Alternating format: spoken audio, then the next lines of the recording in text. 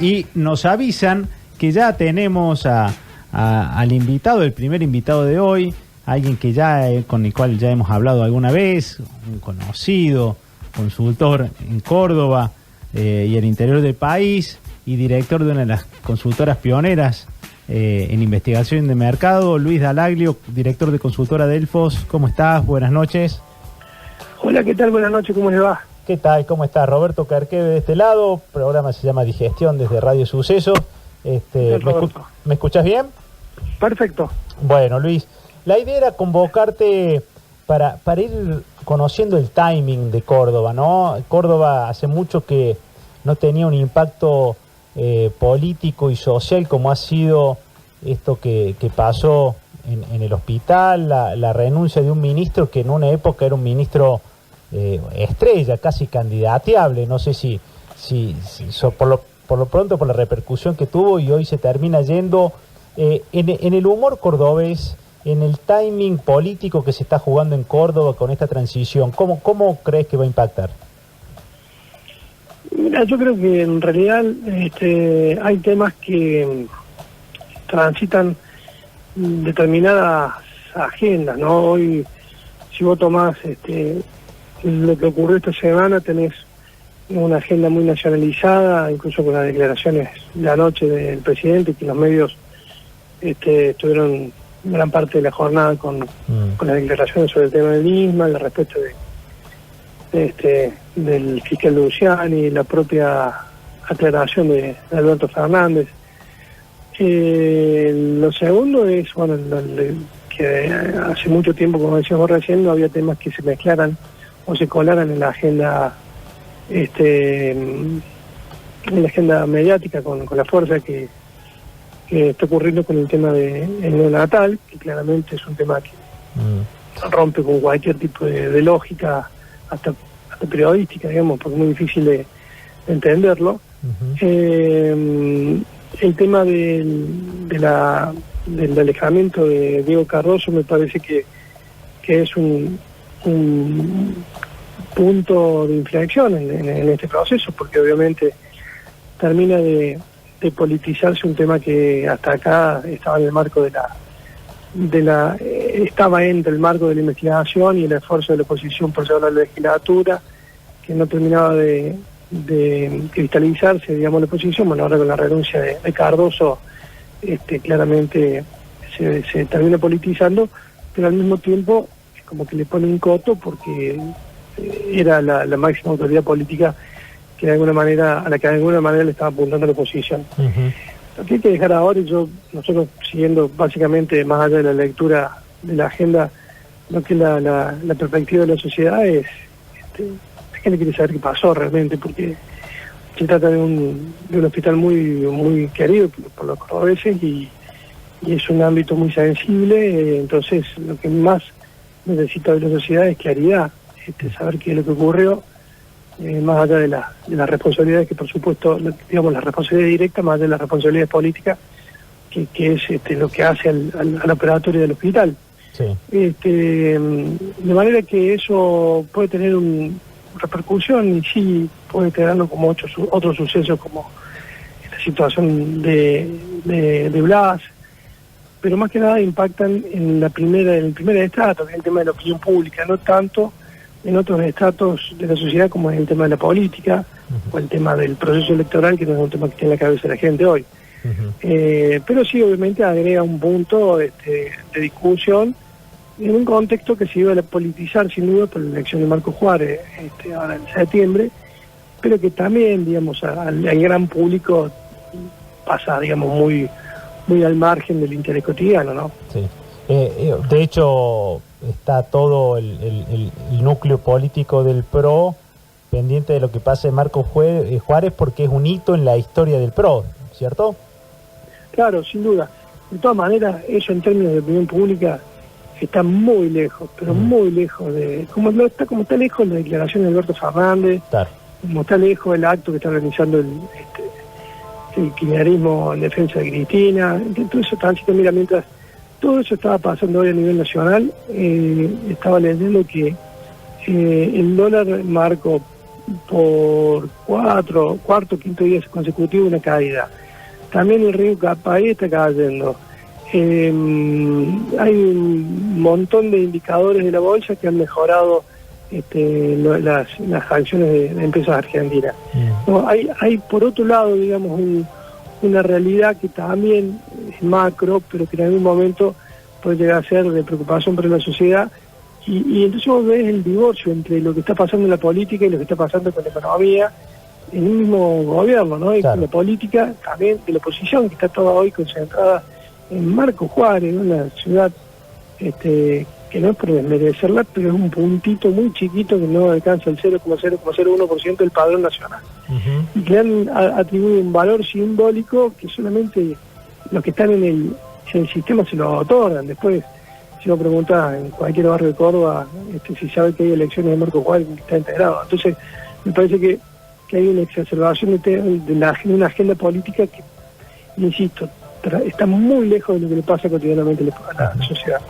Y en tu caso, que sos analista, pero también sos buscado por el sector privado para hacer investigaciones de mercado, lanzamientos de productos, ¿hay enojo? ¿Cómo está la gente? Si tuviera que decir, ¿cómo está la onda de la gente? Muy enojada. Muy enojada. Con bajo nivel de tolerancia, y fundamentalmente, digamos, preocupada por un escenario económico que no es lo mismo que en el 2001, porque en el 2001 fue absolutamente imprevisto lo que pasó, y en aquel entonces había angustia. Ahora hay preocupación, pero preocupación en una situación bastante particular, porque hay actividad económica, hay buenos niveles de empleabilidad. Lo que pasa es que el trabajo hoy es muy precario, los ingresos no alcanzan para que la gente o la familia pueda llegar a fin de mes, y el miedo es que esto se agrave más y se pierda al menos esto poco que ya tiene la gente, ¿entendés? Entonces por ahí pasa la preocupación. Y obviamente la inflación, que es un tema que todos los días se come la rentabilidad de los salarios, la rentabilidad de los ingresos de los comercios, de las empresas, de las industrias. Bueno, en fin, es un tema que quienes trabajamos en el año 92, 93, 94 con estos temas, sabemos lo que significa la preocupación para la gente del tema de la inflación, ¿no? Sí, sí. Y también para vos como emprendedor y dueño de tu empresa, que cualquier cosa sin que duda. Cualquier costo ya te pone en crisis. No sé, es que hay mucha actividad, hay mucha demanda, hay muchos proyectos que se están iniciando con mucha cautela y bueno, cuando hay proyectos nosotros tenemos pedidos de investigación, de mercado, y eso es un tema, un síntoma, te diría, positivo, digamos, ¿no? Sí. Dentro de toda la debacle y toda la mala onda que puede haber. Y eso me pasa cuando uno le toca estar afuera y le tiene que explicar cómo es que se sigue emprendiendo, ¿no? Nosotros como que tenemos una resiliencia que va a decir, ¿en serio tenés gente que va a emprender? Y voy a decir, sí, es como que... Sí. ¿Y eso lo notas? ¿Qué sector te está pidiendo más o qué está palpando? Dos cosas, yo te contesto eso, pero lo que pasa es que entre otras cosas que hay que entender es que en la Argentina la inestabilidad es la estabilidad. Entonces ya mucha gente sabe cómo funcionar en la inestabilidad. Por ejemplo, en el año 2001-2002 la crisis impactó de tal manera de que el 40% de los cordobeses quedaron endeudados con un banco, con un familiar, con una tarjeta de crédito. Eso hoy es del 10%. Es decir, la gente ya sabe cómo administrarse en crisis, cómo administrar sus deudas, cómo administrar lo poco que le ingresa. Y esto es parte del aprendizaje que ha sacado, esto que te decía recién, del corazón, la angustia, que fue la característica del 2001.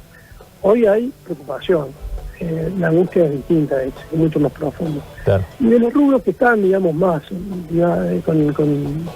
con actividad, el sector inmobiliario es uno de los que está investigando, el sector financiero también está haciendo investigaciones, bueno, y después otros rubros que tienen que ver más con actividades productivas más chicas, ¿no? pero que están muy activados. Luis, vos tenés... Mucho del interior. Mucho del interior, exactamente. Sí. Y no es lo mismo una medición, o te pregunto, no lo doy por cierto, cuando te toca que cubras AMBA, hay que preguntarle a la gente del interior, ¿sentís que hay diferencia en cómo abordarlos? ¿Tienen otra gimnasia? ¿Es lo mismo? No, la metodología te establece, digamos, una forma de trabajo que vos ya sabes que en algunos sectores que son más complejos, como los sectores de clase alta, ya sea en AMBA, Capital Federal, Córdoba, Rosario, donde sea, es más complejo hacer encuestas ahí. En los sectores más populares es más sencillo, la gente está más predispuesta, está más a mano, y es más fácil. Y después la metodología, muchas veces trabajamos con celulares, que la gente, digamos, te contesta, porque es muy accesible el sistema, y cuando trabajas con encuestas presenciales es un poquito más difícil, ¿no es cierto? Pero ahí no ha habido grandes cambios. Sí, con la gente que atiende, se nota en sus opiniones, en sus preferencias, en sus elecciones, desde dónde lo hace. Y lo hace desde un lugar muy racional, sabiendo lo que quiere, con una crítica muy fuerte a la falta de empatía que tienen las empresas, los gobiernos, las instituciones, que no terminan de entender el cambio de paradigma que implicó la pandemia, y esto que te decía recién, con muy bajos niveles de tolerancia, ¿no? Claro. Luis, la gente te conoce por salir en el programa El Lagarto toda la semana, pero para el que no te conoce, tendrás más de 40 años. Más de 50. Más de 50, bien. Más de 50 y menos de 55. Bien. 54. Y estás desde el 92 en el mercado y que estás trabajando con la consultora Delfo, estamos hablando con Luis Dallaglio. ¿Cómo te llevas con el emprendedor joven? ¿Es de hacer investigación de mercado, va, se tira, prueba y aprende y deja esta instancia a la empresa grande? ¿Cómo se lleva la investigación de mercado con el emprendedor? Lo tienen internalizado como parte de una herramienta de gestión. Mira qué bien. Saben mucho más que cuando empezamos en la década del 90, los empresarios antes tomaban muchas decisiones por la percepción que tenían de su mercado. Hoy los emprendedores buscan información, conocen el valor de la información. De hecho, estamos en una época en donde se produce mucha información y el problema en general pasa por procesarla esa información e interpretarla. Ahí está la gran diferencia entre aquellos años y estos años donde la información está mucho más disponible. El problema pasa por modelos de análisis y de interpretación que te permiten llegar a las mejores conclusiones. Ahí está, te diría, de alguna manera la diferencia. Y los nuevos emprendedores tienen mucha conciencia del valor de la información. ¿Y te imaginas que a partir de, qué sé yo, diciembre, no sé si la temporada, en diciembre y enero nadie mide nada, o sí, ¿en qué momento te interviene la política, la consultora, y pedirte un estudio de mercado pasa a ser un imposible? No, la política, que es una de las áreas que tenemos, está todo el tiempo con demanda. Quizás cae un poco la demanda del área de investigación de mercado en épocas electorales. Se retira la actividad privada un poco de este tipo de demanda, pero sigue habiendo, ¿no? Alguna demanda, que vaya la redundancia. Pero la política después se intensifica, y se va a intensificar a partir de marzo del año que viene. Claro. Y te aparecen competidores que no existían en Córdoba, que te empiezan a aparecer, a ofrecer investigaciones. Siempre hay gente que se suma a trabajar. Pero bueno, el sol sale para todos, digamos. Y entonces te pregunto, en esto de que estás ojeando el sol, ¿el POE Schiaretti se parece a qué? ¿Qué te imaginas? ¿Cómo se va a zanjar eso? No, a ver, digamos, nosotros prácticamente no publicamos datos políticos porque siempre tenemos el criterio de que la información es más para insumo de gestión y no para difusión de datos. Digamos, la difusión de encuestas por ahí no agrega nada, y en eso nosotros siempre somos muy prudentes, pero en este concepto que me estás preguntando, lo imagino, o por lo menos la percepción de los estudios del mercado que estamos, los estudios cualitativos que estamos haciendo, la gente está esperando primero a ver qué ofrece el peronismo, o hacemos por Córdoba. ¿Por qué? Porque hay una vara muy alta y un atributo muy importante para la sociedad, que es la certeza. En torno a la certeza hay un montón de elementos que pueden ser favorables o desfavorables, pero el elemento estructurante es la certeza. Sobre todo cuando tenés un escenario nacional tan inestable y con tanta incertidumbre, con lo que vos tenés cierto lo tratás de estudiar. Y eso, Schiaretti es sinónimo de certeza, de previsibilidad, de planificación. Vos sabés que Juan no se va a levantar un día con una locura, es muy previsible la gestión de gobierno en un eje donde el hacer es el principal atributo, y después en torno a eso un montón de temas que tienen que ver con una política social que de alguna manera es innovadora ya de la época de la zona. Entonces, esto es lo primero que la gente está esperando, a ver qué ofrece Schiaretti, ¿no? Y entonces es muy probable que lo que siga, si sigue un recambio, sería en ese caso, la gente se acomode rápidamente a una dinámica de un gobierno o un dirigente nuevo, joven, con otros equipos de gobierno, avanzando sobre otros aspectos que vayan más allá de la certeza y del hacer y demás, con novedad. Siempre los gobiernos, los líderes están obligados a ser novedosos. Y si es un cambio absoluto, que hoy eso está además en un segundo plano, la sociedad, va a estar obligado muchísimo a plantear un acuerdo muy amplio, porque va a hacer falta cambios concertados, ¿no? Eso me parece que no podés modificar muchas cosas de lo que está viendo haciendo Schiaretti. ¿Y te imaginas que, suponiendo que sonara que el actual intendente vaya de gobernador en Córdoba, en Ciudad de Córdoba, no tenés un Schiaretti que vaya a poner a jugar una ficha, o te lo imaginás Schiaretti también jugando y poniendo un candidato en la Ciudad de Córdoba? En realidad, hacemos por Córdoba lo que proponen, no proponen solamente nombres, proponen un proceso político. Entonces ahí está la diferencia. Hay quienes están tratando de medir esto en términos de candidatos, y acá lo que estás midiendo es un proceso político contra eventuales candidatos que además proponen salir de un proceso político que tiene muchas críticas, pero también tiene muchos aciertos, que es lo que la gente viene mostrando en los últimos 20 años, ¿no? Siempre uno dice que la crítica de hace muchos años que están encierra también una subestimación del electorado, ¿no? Hace muchos años que están, hace muchos años que lo votan. Es decir, la sociedad elige, ¿no? Es decir, esto es parte del proceso democrático. Entonces, plantearlo en esos términos es un reduccionismo peligroso, con riesgo. Si hay que darle un debate mucho más profundo, no llevar esto hace muchos años que están, entonces cambiemos por qué, te pregunta la gente. Claro. ¿En qué consiste ese cambio? Y te llevo entonces a lo nacional. Me llamó la atención que después de que habló Cristina, la vicepresidenta Cristina Fernández de Kirchner, hubo como una lectura más como estratégica diciendo esto la pone más en candidata que antes. ¿Es una lectura correcta? ¿Te parece que se puede leer también de esa manera, teniendo en cuenta la exposición que tuvo? No, me parece que eso debe ser una conclusión. Cristina es un factor ordenador o desordenador, como le quieras poner, de la política nacional.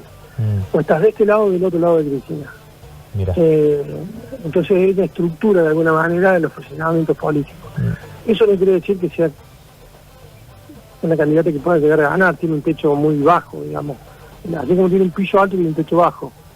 Le puede servir para garantizar su territorio, su futura candidatura y la posibilidad de enfrentar procesos judiciales desde una banca en la provincia de Buenos Aires, pero para poder, ya no le alcanzó hace 2 años, mucho menos le va a alcanzar ahora, o sea que no creo que sea Creo que se obedece a una confusión en realidad. Y es que Macri también tiene el mismo factor, piso alto. Igual, son los polos de una grieta que la sociedad sabe que no lleva a ningún lado, que es muy difícil prescindir de ellos,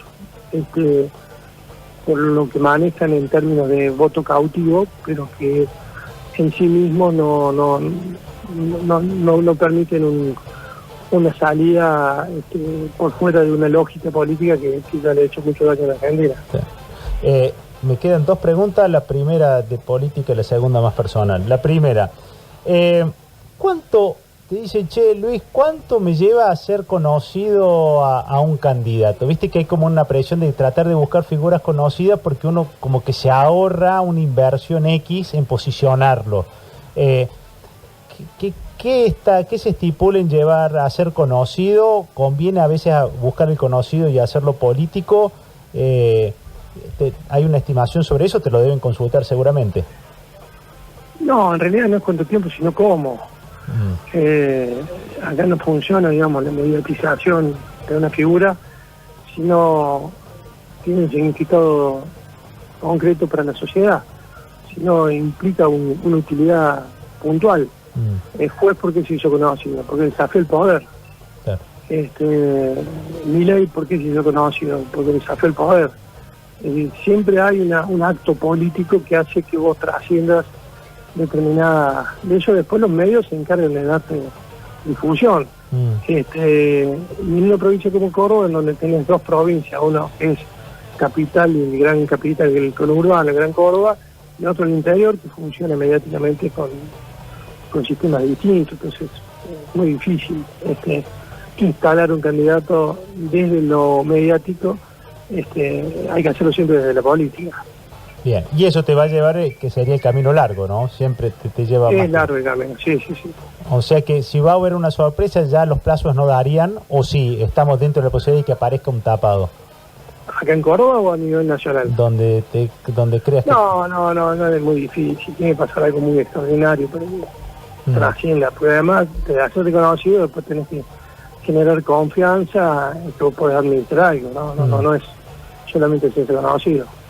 Claro. Y esta pregunta es más personal. Te escuché lo del 92, estás cumpliendo 30 años como consultor, ¿cierto? Sí. Y cuando uno dice, che, 30 años, te has comido todas las crisis, de haber tenido clientes que se fundieron sin pagarte, oportunidades para trabajar en relación de dependencia, posibilidades de abrirte afuera, y en la cabeza del CEO de Delfos, ¿cómo funciona? ¿Por qué? ¿Cómo llegaste? ¿Cuál crees que fue el secreto? ¿Qué sigue para una empresa de servicios que cuando Luis quiera trabajar un rato menos?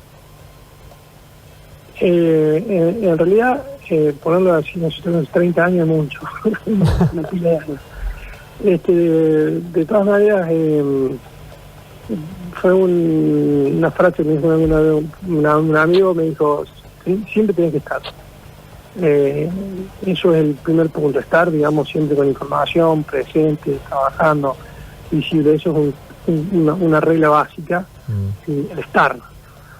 Y lo segundo es definir un objetivo y un modo de hacerlo. Un objetivo, nosotros nos propusimos ser la consultora más importante del interior de la Argentina, la más confiable.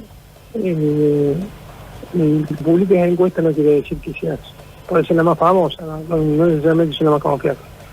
Y lo segundo es definir una fortaleza, y nosotros creemos que somos muy fuertes en la metodología, en imaginar metodologías para distintos problemas, y eso me parece que ha sido un diferencial que nos logró tener clientes como tarjeta naranja en toda la Argentina,